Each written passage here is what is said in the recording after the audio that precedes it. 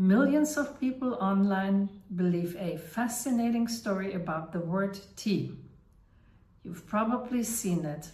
People say that TEA stands for Transport Economic Adjustment or Taste of Exotic Asia. It sounds clever and people just believe it without checking.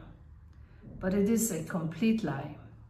The real story is much more interesting, and it all started with a massive cultural shock. Hi everyone, welcome back to Hidden Word Power. Today we are traveling back in time to see how our love for tea actually started and why it caused one of the biggest culture shocks in history. To see what really happened, we have to go back to the year 1662.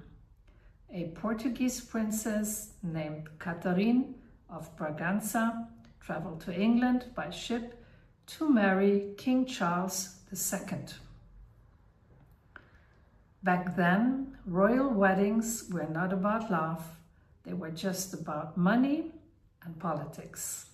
England needed money because of a war, and Portugal needed a strong friend to help them fight against Spain. After a long and difficult trip, Catherine arrived in England completely exhausted. The first thing she asked for was a hot cup of tea to feel better.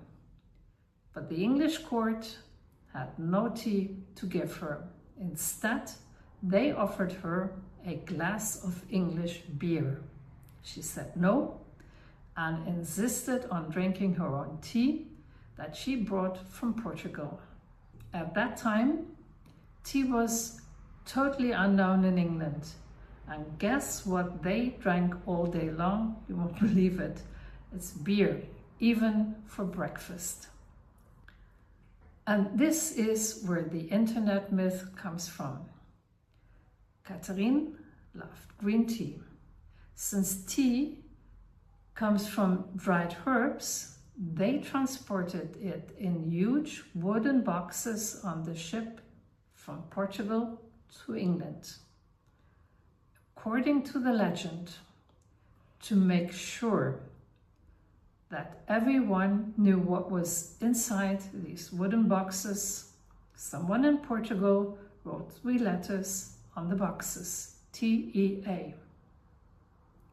In Portuguese, this supposedly stood for Transport de Ervas Aromáticas, or Transport of Aromatic Herbs.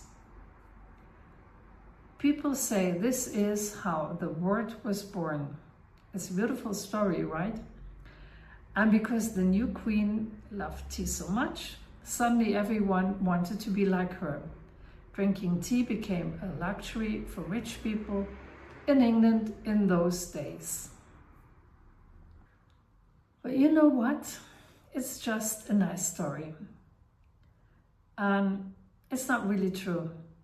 And there is not really a proof for it. The real truth is actually much crueler, and it is all about how tea arrived in Europe. Almost every European language gets the word from ancient China, but in 2 different ways. The Dutch traders bought their tea in the south of China. In the local dialect there in South China, people called the plant tea.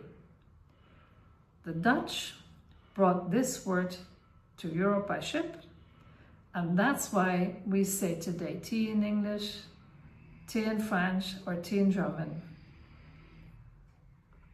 But the Portuguese traders did something else. They were the first to bring tea to Europe, but they traded with the royal court in the north of China. There, the official language was Mandarin, and people say sha. That's why Portugal is the big exception in Europe. They kept the original word cha, while everyone else followed the Dutch. And it's the same for countries like Russia and Turkey, because they got their tea over the land from the north. They also say cha or chai, or however they pronounce that word. So, now you know the real history of the word tea. But there is a much bigger secret about the drink. Big companies created a clever marketing trick to make you pay more money.